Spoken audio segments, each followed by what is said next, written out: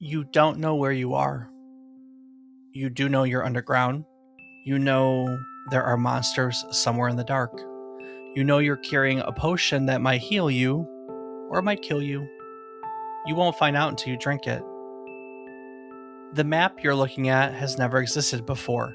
Nobody has ever walked these corridors. Nobody ever will again. The dungeon was built for this run and this run alone. If you die down here, you don't come back. No save file, no checkpoint, no second chance. Every decision matters because none of them can be taken back. In 1980, two college students at UC Santa Cruz built a game around that idea. They weren't trying to invent a genre, they were trying to build something that could surprise even the people who made it. This is the story of Rogue. So join us as we crawl through its dungeons on today's trip down Memory Card Lane.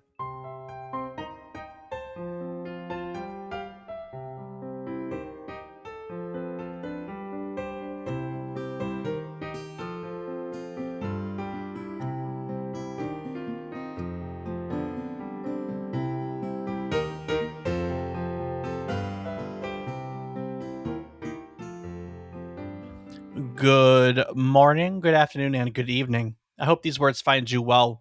Hello and welcome to the 312th episode of our video game history podcast, A Trip Down Memory Card Lane. Each week, we'll tell you a story relevant to the current week in gaming history. It can be about a game or the people who have created it. It can be about a console or the technology that brought it to life. We often talk about the companies that bring it all together, making our hobby video games a reality.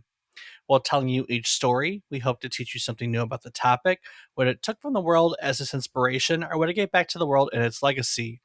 Today, we are looking back at Rogue, the 1980 dungeon crawling game from Michael Toy, Glenn Wickman, and Ken Arnold that spread across university computer systems without ever being sold, gave an entire genre its name, and handed the games industry a blueprint that it is still building from some 45-ish years later.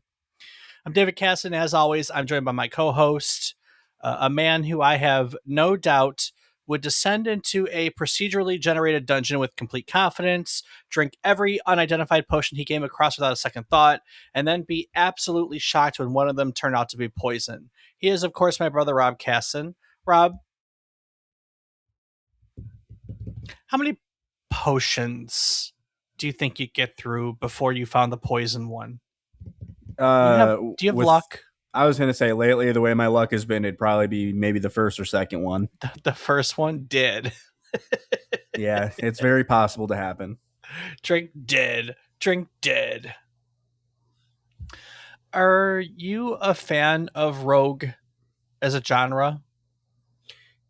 It is not one that I've played much of. No roguelites, no roguelikes. Rogue is just not your thing. I've watched you play them and a few other friends play them. I just don't really. I've played a couple of them myself, and I did enjoy them when I played them. It's just not a game type that I actively seek out. I gotcha. Well, you have Souls-like, and I have roguelike, so exactly, we all have our thing. We do each have our thing. All right, well, we have a story to tell about the foundation of Rogue as a genre.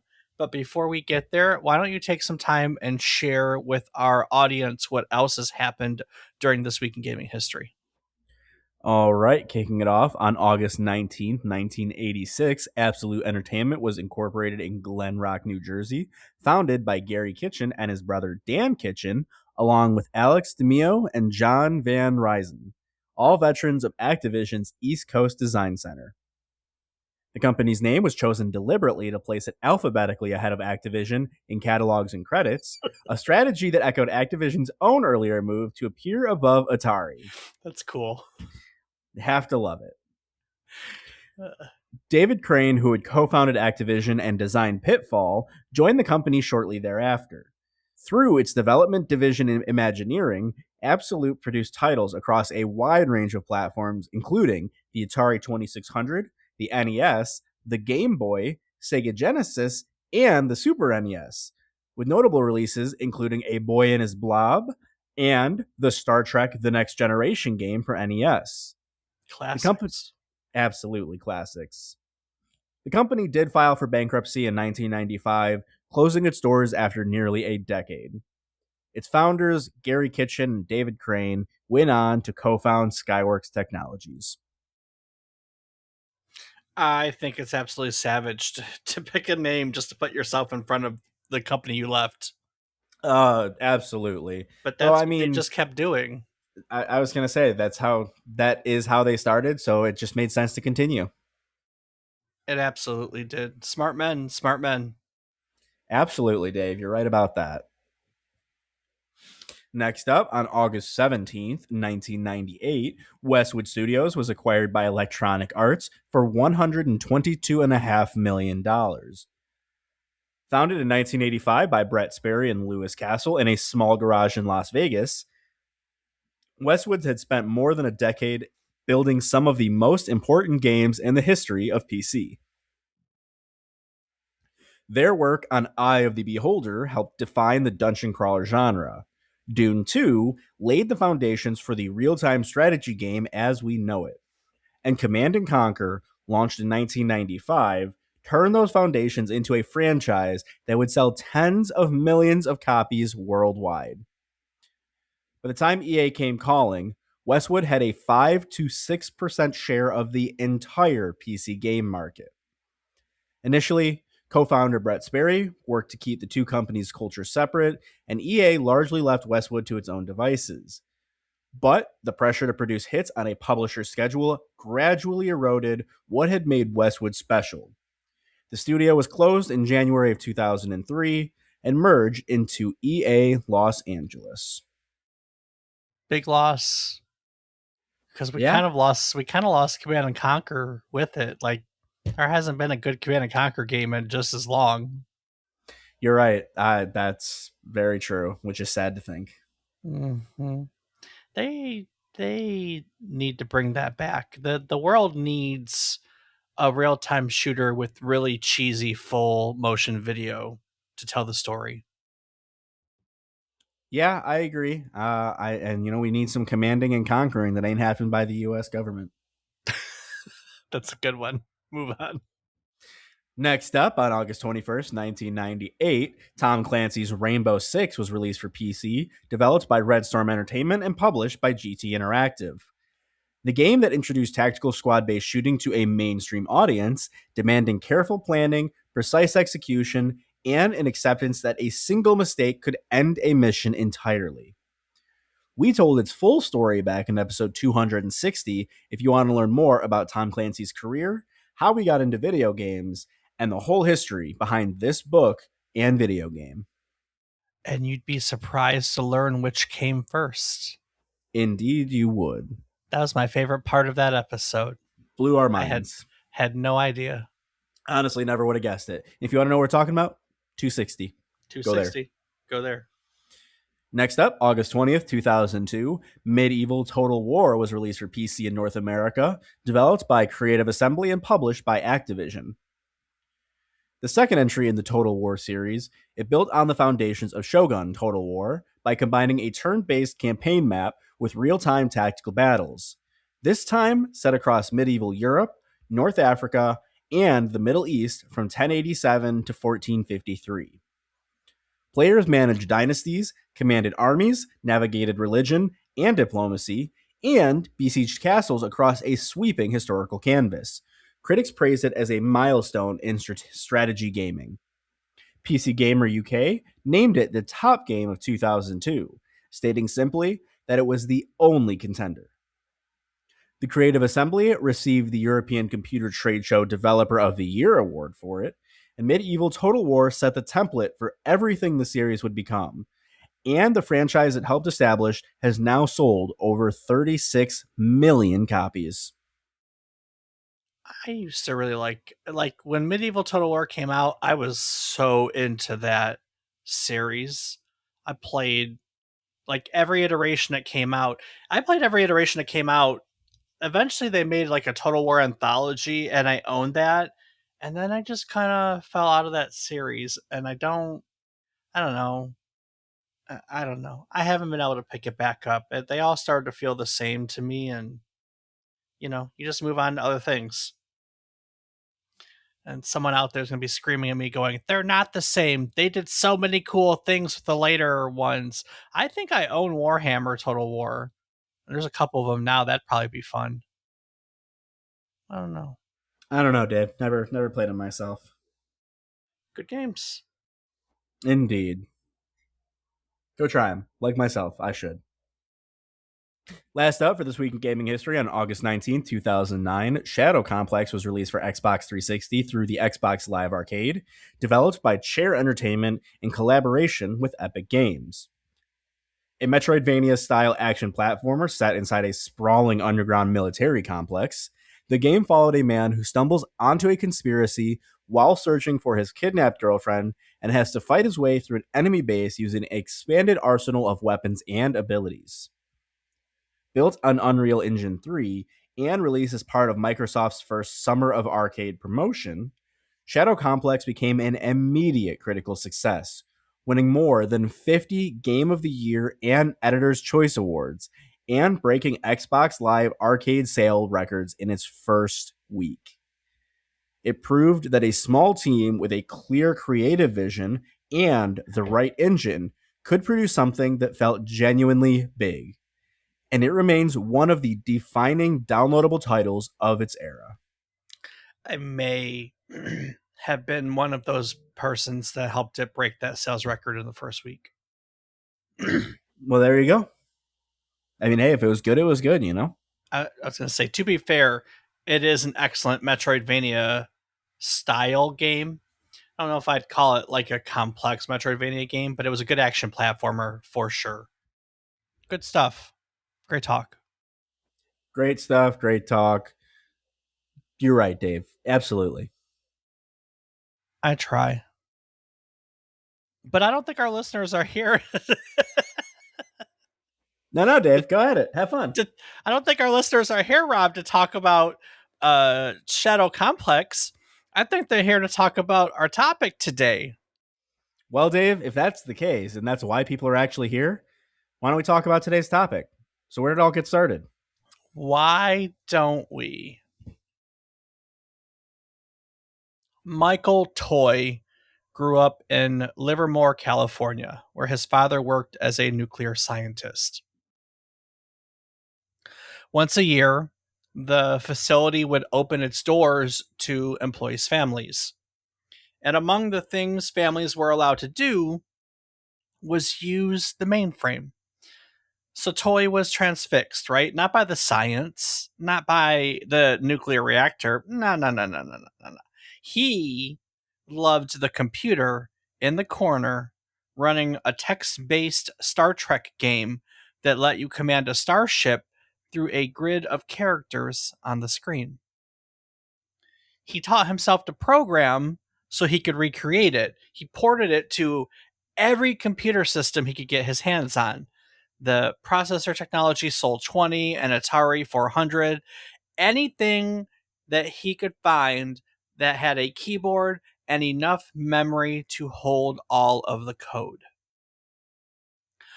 By the time he enrolled in computer science at UC Santa Cruz in the late 70s, he had already spent years chasing the same idea, that a computer could be a place you went to, a world you entered, not just a machine you used.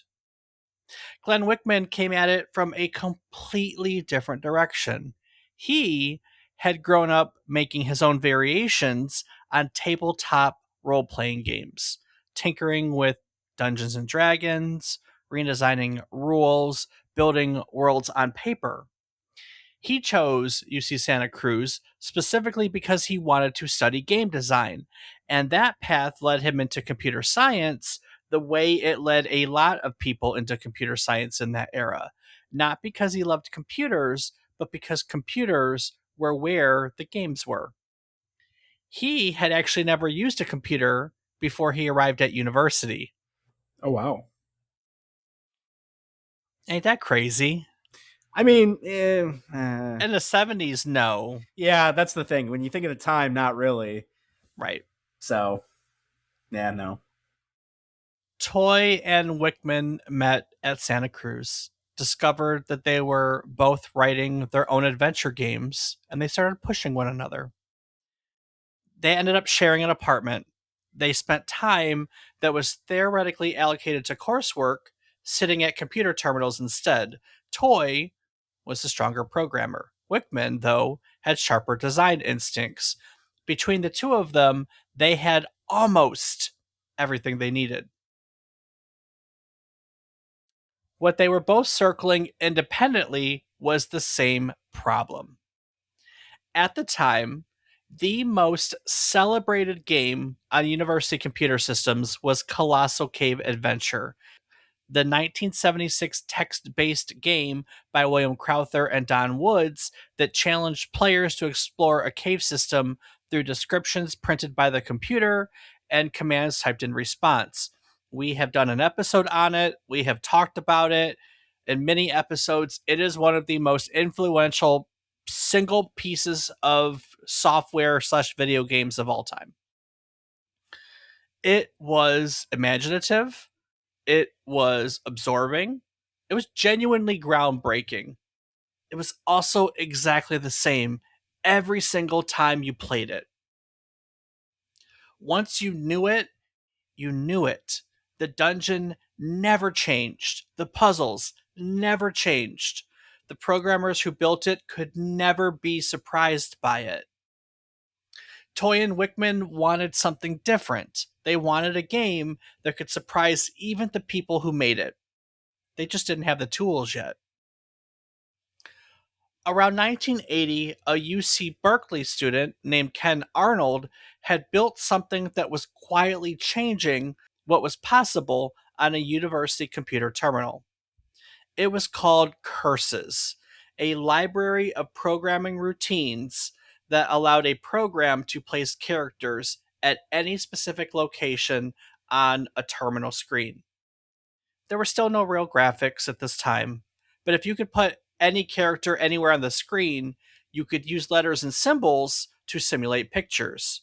You could draw a room, you could draw a corridor, you could put an @ sign in the middle of somewhere and say, that's you. UC Berkeley at the time was the home of BSD Unix, which stood for Berkeley Software Distribution. It was a version of the Unix operating system that the university packaged and distributed on magnetic tape and sent away to other universities and research institutions across the country. It was how software traveled in 1980, not downloads, not disks. This is before all that. They were tapes mailed between institutions, loaded onto mainframes, made available to anyone with a terminal account, right? Arnold's Curses library had begun making its way through the UC campus network, and when it reached Santa Cruz, Toy saw it immediately, and he showed Wickman. Now, the thing that they had both been circling suddenly had a shape. So they started small, right? Building a few simple games to learn the library. Then they asked the question that had been underneath everything from the beginning: could they build a graphical adventure game? One that looked like a place rather than a printout, and one that was different every single time you played it. One where even the people who built it could sit down and not know at all what was coming. Wickman had doubted that it was possible. Then Toy suggested an overhead map view, and it all started to fall in place for them. So they got to work. The first two problems they had to solve were the same two problems that would define the game forever: how to display the dungeon and how to generate it differently every single time. For the display, the constraints of a text terminal made the choices for them. Empty floor space was a period, doors were plus signs, walls were pipes and dashes. And the player character was, of course, the @ symbol, chosen because it showed the player, in Wickman's words, where they were at. The generation problem was the harder of the two problems. Their first attempts at purely random dungeons kept producing layouts that were broken, with staircases ending in rooms with no entrances and corridors that led to nowhere. Pure randomness, it turns out, as we've learned in other episodes where we've discussed this, is never the answer. So they invented their own solution. Each dungeon level would be built on the framework of a 3x3 grid, like a tic tac toe board, with a room of varying size occupying each space and corridors that connected them. It looked random, it played random, but it was structured just enough underneath that every level could actually be completed. Once they could move a character through a procedurally generated dungeon, they added equipment, monsters, and magic items. The magic item system deserves particular attention because it was one of the most elegant design ideas in their game. A potion, for instance, would not tell you what it did. It would show up as a bubbly potion, or a red potion, or a potion that smelled like fruit. You had to experiment or find a way to identify it, and the identity of each potion changed from run to run. What healed you in one game might poison you in the next. Every playthrough was a fresh knowledge problem, not just a fresh map. Toy and Wickman also added a save function because players wanted to be able to continue a game across sessions, but they quickly noticed what was happening. Players would save the game, try something risky, die, and reload. Over and over and over again. Every difficult decision became consequence free. So the atmosphere of danger that they had been trying to build dissolved the moment a player knew they could take it back. So they changed it. When you loaded a saved game, the save file was deleted. If your character died, the run was over. No reloading, no second chances. You started fresh with a new character in a new dungeon that had never existed before and never would exist again. Death in this game was final. The gaming community would eventually give this concept a name, permadeath, short for permanent death. And from the beginning, the Rogue team pushed back a little on what that name implied. The whole thing sounded punitive, like Toy and Wickman were deliberately being cruel. But what they were really after, Wickman later said, was something he called consequence persistence. Do you drink the unidentified potion? Do you descend to the next level when you're already hurt? If you can undo any decision you regret, those decisions stop meaning anything. The weight of every choice was the whole point, not cruelty, consequence. Around 1982, Toy's devotion to Rogue and to computers in general had begun to crowd out everything else. His academic performance suffered badly enough that UC Santa Cruz ended up asking him to leave. He found a job working in the computer lab at UC Berkeley, so he packed up the Rogue code and took it with him. Wickman, still enrolled at Santa Cruz, kept contributing for a while, adding elements like armor to the game, for instance. But working across the distance proved increasingly difficult to manage, and eventually he stepped back, leaving Toy to carry the project forward. At Berkeley, Toy sought out Ken Arnold. Arnold had already played Rogue, which had been circulating as a executable program across all the UC campuses, and he had feelings about it. Specifically, he was frustrated by the way that the game updated the screen. The Curses library was Ken Arnold's work, right? And watching Rogue use it as he saw it inefficiently over a modem line bothered him in the way that only the person who built something can be bothered by watching someone else use it wrong. So he had ideas on how to fix it, but Toy and Wickman hadn't released the source code, so there was nothing he could do. But when Toy arrived at Berkeley, the two ended up getting to know one another. Toy gave Arnold access to the code. Arnold would then optimize the screen rendering, improving the procedural generation, and he would help sharpen the game into the form that it's now defined by. And then something happened that neither of them engineered nor planned for. Rogue ended up being included in the 4.2 BSD Unix distribution, those same magnetic tapes that universities and research institutions across the whole country, loaded onto their mainframes. So suddenly, Rogue wasn't just popular at a handful of UC campuses, it was absolutely everywhere. God damn. Every university computer lab with a Unix system had it. Every student with a terminal account could play it. How the hell that happened? Someone snuck it onto the distribution, and away it'd be like hiding it into the latest version of Windows, and away it goes, you know? That's wild. Dennis Ritchie, one of the co-creators of Unix itself, reportedly joked that Rogue was the biggest waste of CPU cycles in history. Which, coming from Dennis Ritchie, is about the highest compliment that a game could have ever received, to be fair. Toy eventually left Berkeley. He took a consulting position with Olivetti, an Italian typewriting company that was trying to move into personal computers.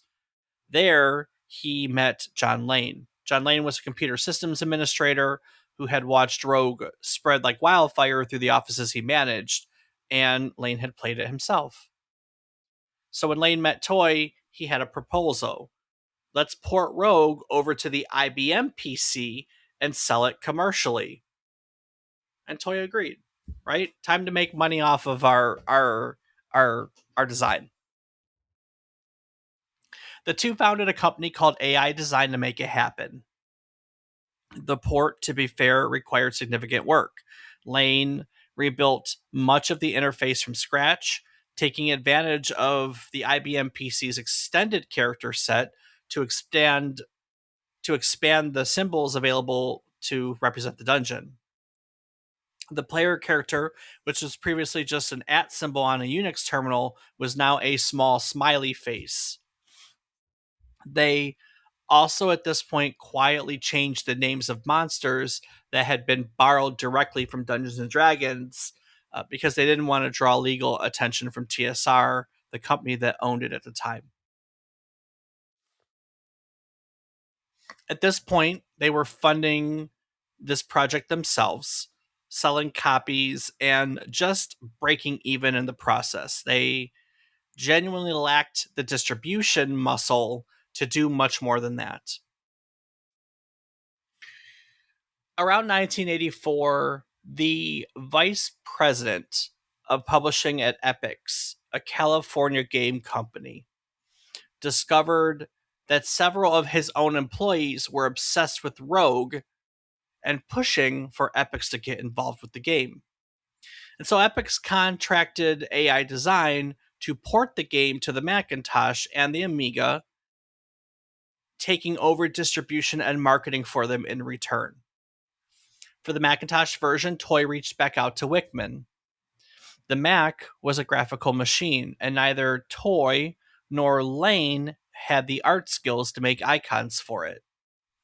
Wickman at this point agreed to help with the graphic design, and much of the Macintosh version was developed by the three of them together in a cabin at the Squaw Valley Ski Resort. Epix then asked Wickman to lead the Atari ST version, while Toy worked on the Amiga port. It should have been a success, right? Rogue had spent years as the most popular game on college campuses across the country. The problem was that all those college students had already played it for free on their university mainframes. The commercial version was essentially the exact same game they had already finished. Rogue's own success had undermined any chance of selling it. Epix ended up going bankrupt in 1989. AI Design would end up disbanding. Toy, Wickman, Arnold, and Lane had built what's arguably one of the most influential games in the history of the medium. I mean, you can see it today, but the reality is, at this point, none of them had profited from it barely at all. You know, Rob, hearing about Toy and Wickman building Rogue in 128 kilobytes of memory on a university mainframe, no budget, no tools, no playbook, just kind of, two college students figuring it out as they went. It makes me genuinely grateful that starting our podcast didn't require anything like that. Right. No mainframe access required, no inventing your own solutions from scratch. Exactly. And that's largely because we use Zencastr. It's an all-in-one podcasting platform that takes the technical chaos out of the process entirely. You just log in from your browser, hit record, and you're instantly capturing studio quality audio and up to 4K video. There is no complicated setup, no university computer lab required. And what about when things go wrong mid-recording? Because if they will go wrong, that's when. Well, that's where Zencastr's multi-layered backups come in. Even if your connection drops, your recordings stay safe and the highest quality. There is no lost work and no starting over. And editing? Well, Zencastr's post-production tools automatically clean up background noise, trim filler words, and balance your audio. The polish happens without the grind. And once it's done, how do we get it out there? Well, same place. Zencastr distributes your podcast directly to all the major platforms, Spotify, Apple Podcasts, and more, all from the same dashboard. You can record, refine, and release in one location. So basically, the opposite of building something in 128K of memory with no resources. That is exactly the opposite. There is no complication. And if you're interested in ease of use, go over to zencastr.com/pricing. Use our offer code ONWARD memory card lane, and you can get 30% off the first month of any Zencastr paid plan. If you've got a story to tell, Zencastr makes sure the only dungeon you're navigating is the one in the game. No mainframe required. Absolutely not. Head over to Zencastr, use our code ONWARD memory card lane. You can get 30% off the first month. All right, Dave. So the game that nobody profited from ended up changing everything. What did it actually leave behind? Well, at this point, the commercial release had failed. Epix was gone, their publisher-ish. AI Design, the company they had created, dissolved. By any, let's say, conventional measure of success in the games industry, Rogue is kind of a footnote, right? And yet, what Toy, Wickman, and Arnold had built in that university computer lab and refined over the years that followed was something that the industry had never seen before and would never stop borrowing from. Let's start with procedural generation. The idea that a game could build itself differently every time you played it, that no two dungeons would ever be identical, that even the creators could sit down and not know was coming, that was not common in 1980. Most games were fixed experiences, right? You learned them, you mastered them, and then you were done with them. Rogue replaced that model with something closer to infinite replayability. The dungeon was never the same, the game was never finished. Then there was the consequence of death, the idea the community would come to call permadeath, not as punishment, but as a mechanism that made every decision meaningful. Do you use the scroll now or save it? Do you push deeper into the dungeon even though you're already wounded? In a game where you could reload from a save, those questions had easy answers. In Rogue, however, they had weight. The magic item identification system added another layer to that uncertainty. A potion didn't announce itself, right? It had a color, a smell, a description that told you nothing about what it would actually do. You had to experiment, find a way to identify it. And even then, the identity changed every single run. That blue potion that healed you last game might paralyze you this time. There was a hunger mechanic that imposed a clock. Your character needed to eat, and food was finite. You simply couldn't stop in a corner and wait indefinitely. The dungeon was designed in a way that was always demanding forward movement, always pressing you to make decisions before you felt ready. Fog of War in the game meant that the dungeon revealed itself only as you explored it.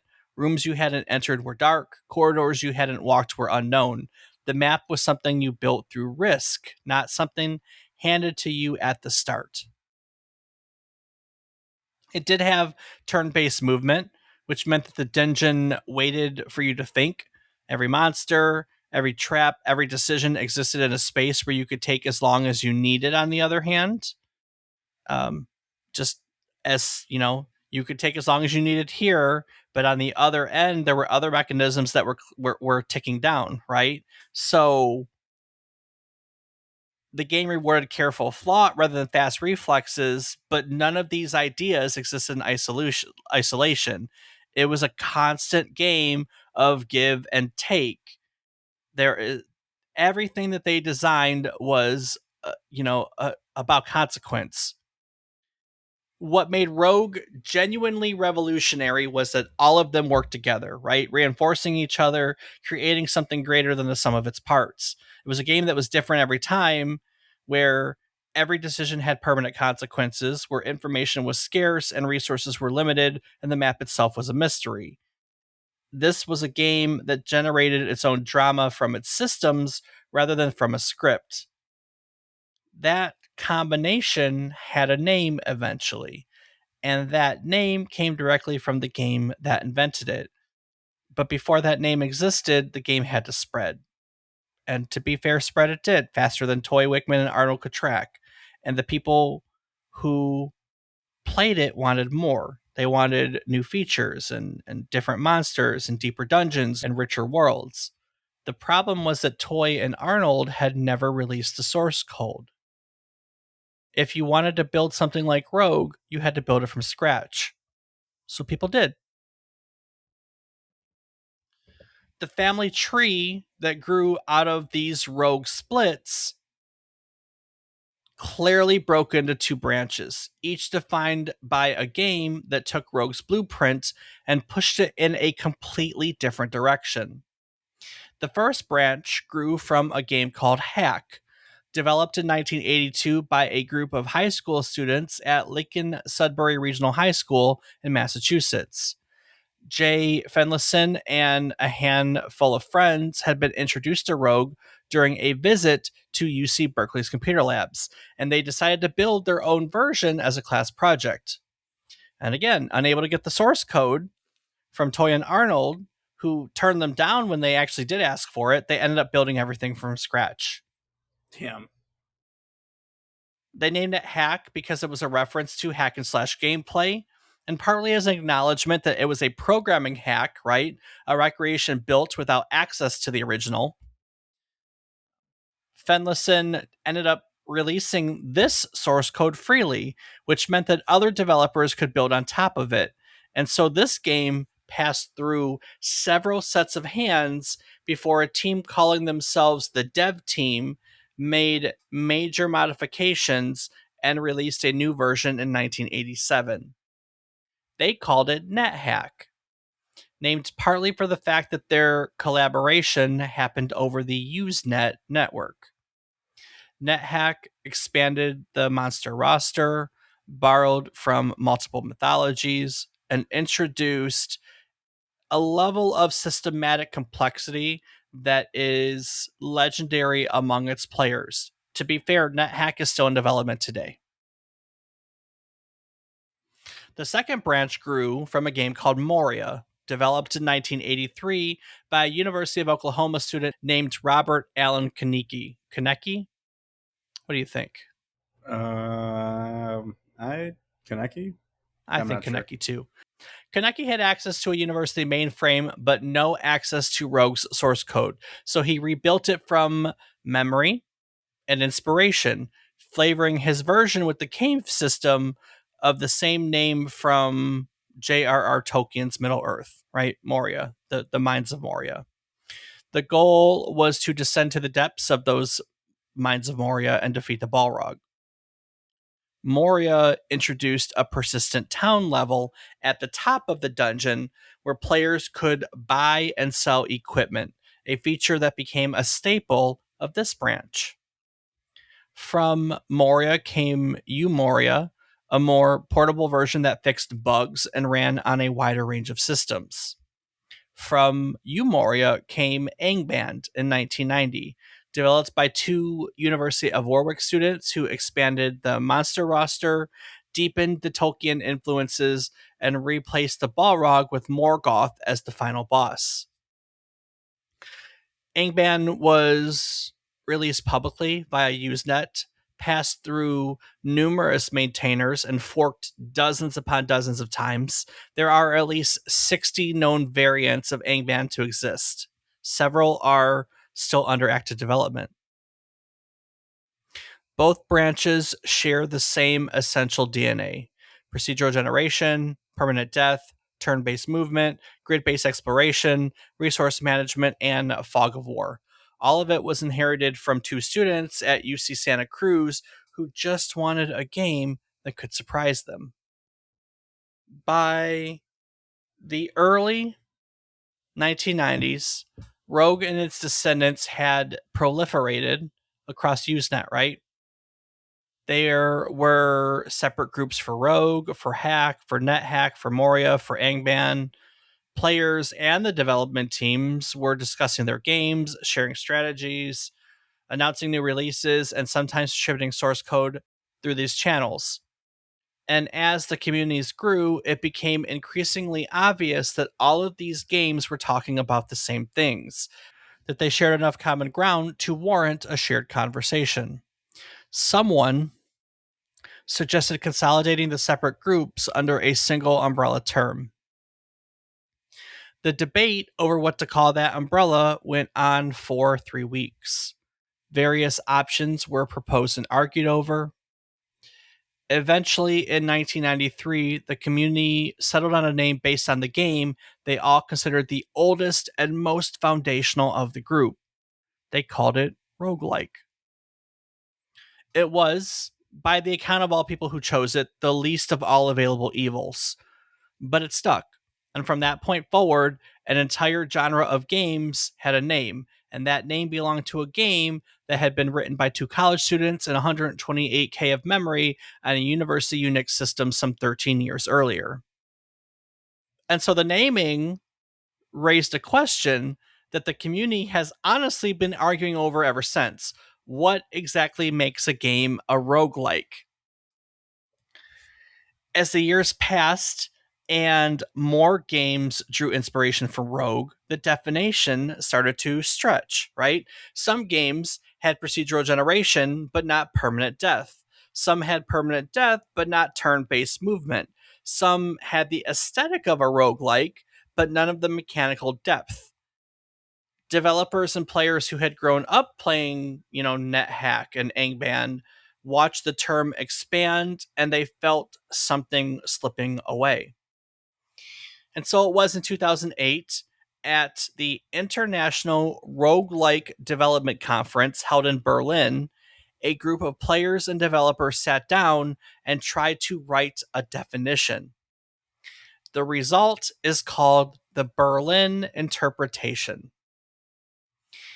It establishes a set of high value factors, the elements considered most essential to a roguelike: procedural generation, permanent death, turn-based gameplay, grid-based movement, resource management, and the exploration of an unknown environment.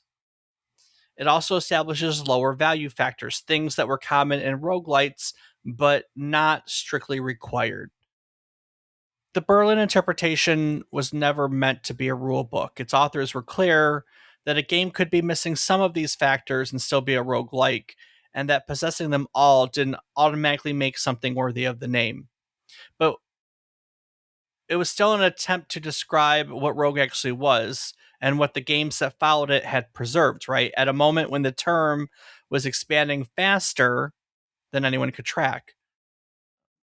What it is underneath all the definitions and the debates is a community trying to honor something, trying to say this game mattered, these ideas mattered, and we want to be careful with what we do about the name.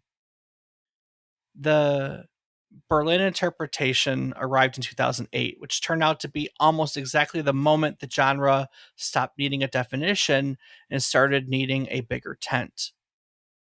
That same year, a developer named Derek Yu released a game called Spelunky.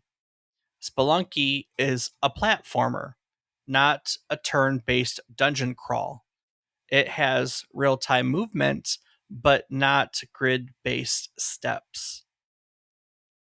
By the strict measure of the Berlin interpretation, it wasn't a roguelike at all, but it has procedurally generated levels and death that sent you back to the beginning, and it captured something essential about what made Rogue compelling. The feeling that every run was a fresh problem, right? That the game was always generating new situations faster than you could master them. To its credit, Spelunky opened a door. Edmund McMillan walked through it in 2011 with The Binding of Isaac, a top down shooter built on the same principles: procedurally generated rooms, permanent death, and a run that looks different every single time. We did a whole episode on it. Really fascinating game. Go check out that episode. Jay Ma and Matthew Davis released FTL Faster Than Light in 2012. It's a space strategy game that sent you managing a starship through a randomly generated galaxy where a single bad decision could end everything. Slay the Spire arrived in 2017 and married roguelike structure to a deck building card game. That's a combination that like spawned its own wave of imitators. And then in 2020, Supergiant Games released Hades, which took the roguelike format and wove a continuous narrative through it. It found a way to make each failed run feel like part of a story rather than an interpretation of it. Hades won Game of the Year, you know, which was amazing because it was given to it by outlets that had never paid any attention to that genre before. Now, to be fair, these games are sometimes called roguelites rather than roguelikes, a distinction that acknowledges that they kept part of Rogue's DNA that, generated drama and replayability while leaving behind the parts that make traditional roguelikes famously impenetrable, right? A roguelike has permadeath. A roguelite, in my opinion, are the ones that reset your runs where you can build and come back stronger every single time. Roguelite is the genre I like, to be fair. So permadeath aggravates me. And you're hearing me give my own definition of it, but really the debate over what to call what has never really resolved itself. On Steam today, thousands of games carry the roguelike tag, ranging from faithful descendants of NetHack and Angband to games that share almost nothing with Rogue beyond a procedurally generated level and a death screen. Toy and Wickman, to their credit, probably would have found all of this amusing. They hadn't set out to invent a genre. They had set out to build a game that could surprise them. What they accidentally created was a set of ideas so generative, so endlessly replayable, that 45 years later, developers are finding new things to do with them. In September of 2016 in San Francisco, all of this comes full circle. There's an event called Roguelike Celebration. Hundreds of people gathered to spend the day talking about the games that had grown from Rogue's roots. There are developers and fans, historians, people whose entire lives have been shaped by a game that they first encountered on a university mainframe some decades earlier. At some point, Michael Toy, Glenn Wickman, and Ken Arnold walk on stage together. It's their first time together in, 30 years. Here are three people who had built something extraordinary in their early 20s without knowing what they were building, without profiting much from it, without ever fully controlling where it went. And now they were standing in a room full of the evidence that it had gone everywhere. Wickman had chosen the name Rogue because the player's character was going at it alone, without a party, without backup. One person against a dungeon that was always different and never fair. Turns out that was a pretty good description of what making the game had been like too. If today's episode sent you deeper into the world of Rogue and the games it inspired, we have plenty of ground already covered that connect directly to this story. Episode 177 tells the full story of Zork, which sits in the same lineage as Colossal Cave Adventure, the game that Toy and Wickman were playing when they decided they wanted something that could surprise even its own creators. Episode 19 covers Diablo, one of the most important games to carry Rogue's procedural generation and dungeon crawling DNA into the mainstream. And episode 266, of course, tells the story of The Binding of Isaac, one of the games we talked about today as part of the modern roguelite explosion that Rogue's ideas eventually made possible. Between those three episodes and today's, you have a pretty complete picture of how one game built on a university mainframe became the foundation for an entire branch of gaming history. You can, of course, find those episodes and more in our archives at www.memorycardlane.com. Rob, what else can listeners find when they head to our website?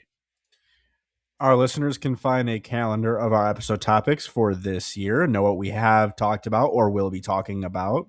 You can find our Discord server where you can come chat with Dave and I about different gaming related topics.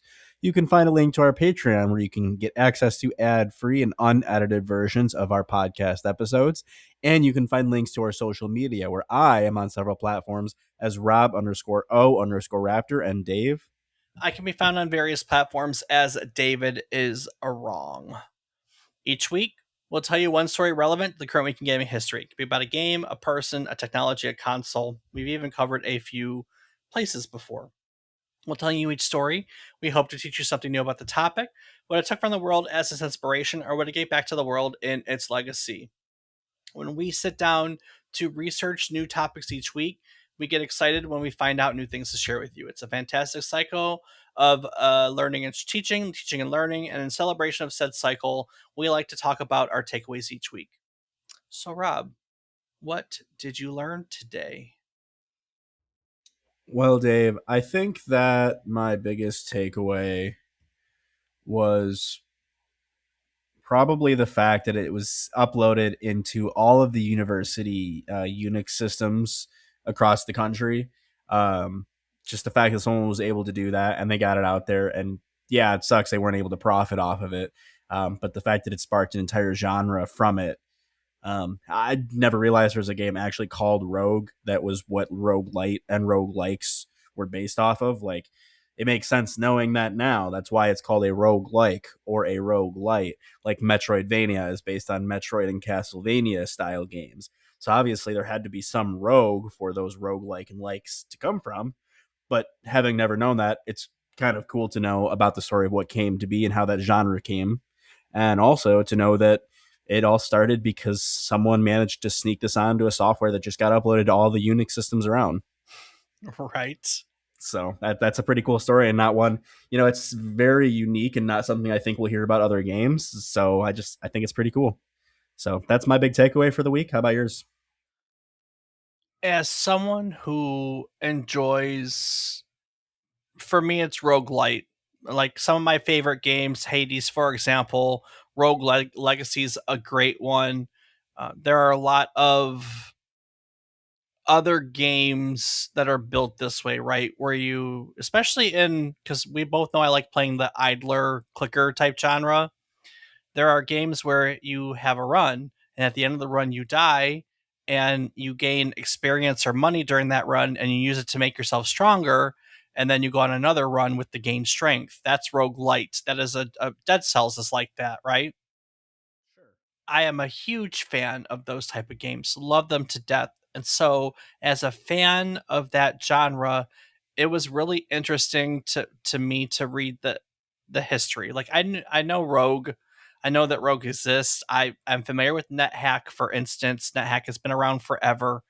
I, I'm not unfamiliar with the foundation of this genre, but it was a lot of fun to get to look at like the Berlin interpretation and some of the academic information around how we get to definitions, because really it's the community that makes these definitions. It's not a bunch of scholars, but it's just kind of fun to see how a group of people would have come together to do that kind of thing. It's not, you don't get a lot of chances to see that kind of stuff when we go over this stuff week after week after week. So that was kind of fun to get to see people arguing over, oh, it's a roguelite, it's a roguelike, it's a light, like what? It's like a light? I don't know. The reality is none of us know or care for a lot of people. We just like what we like. You know what I mean? Yeah, So for sure. um I mean, even Dark Souls has these elements in it. The role playing, some of the role playing elements, right? You gain stuff, you die, you get souls, you make yourself stronger, you try again, right? That's this gameplay loop is so fundamental to so many different games and genres. It's not even funny. That's true. But in the end, though, not a fan of permadeath. You know that because we played Iron Man together, right? True. Well, Um, hardcore Iron Man specifically. right, And hardcore it's not Iron Mans. permadeath. You just lose your hardcore status. Yeah, It's a but lot different. the stakes are still there in a lot of ways. So, um, just not my thing. I've never enjoyed the stress of knowing that one mistake could take me back and I would lose everything. I am too there's too much of Leroy Jenkins in me to make that fun, right? Because we both know that my favorite thing is running with no idea into the mix of things and dealing with the consequences. I am chaos incarnate when it comes to all of this stuff. So permadeath is not my style. But I do really enjoy the gameplay loop that has come out of Roguelite for sure. So, with that being said, Rob, before I wrap up this episode and take it into next week, is there anything you'd like to add to today's episode? I'll just take a moment to say thank you so much to everyone for listening. We really enjoy having you along, and we hope that you enjoy getting to learn about all of the different things that we talk about, like video games and all that cool stuff. So thank you. Thank you indeed. Michael Toy and Glenn Wickman were 19 years old when they started building Rogue. They weren't trying to change the industry, they weren't trying to invent a genre. They were just trying to build a game that could surprise even themselves, the people who made it. And they did that by solving a problem that nobody else had yet thought to solve. What if the dungeon built itself? What came out of that question was a complete blueprint for a new kind of game: procedural generation, consequence persistence, fog of war, research management, a map that was a mystery until you risked exploring it, death that meant something because it couldn't be undone. None of that was accidental. All of it was intentional, but none of it made them rich. Everyone involved in this gone. Epics went bankrupt, AI design dissolved.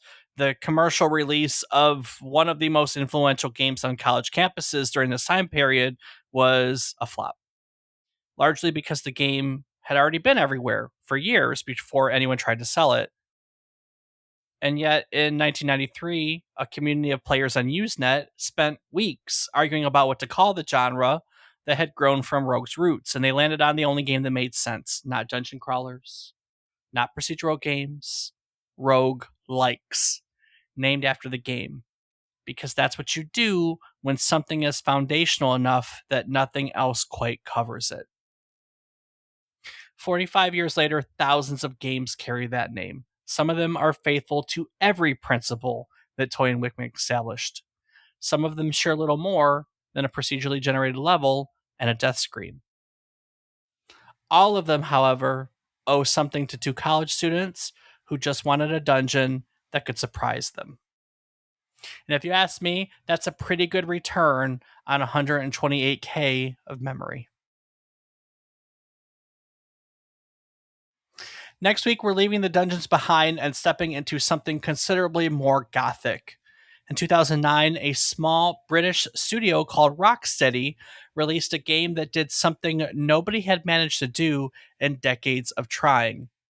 It made a Batman game that actually felt like being Batman. Not a licensed cash in, not a movie tie in that rushed out the door. A game built from the ground up around one question: what would it actually feel to be like the most dangerous man in any room? Join us next week as we step into Arkham as we take yet another trip down memory card lane. Do the thing.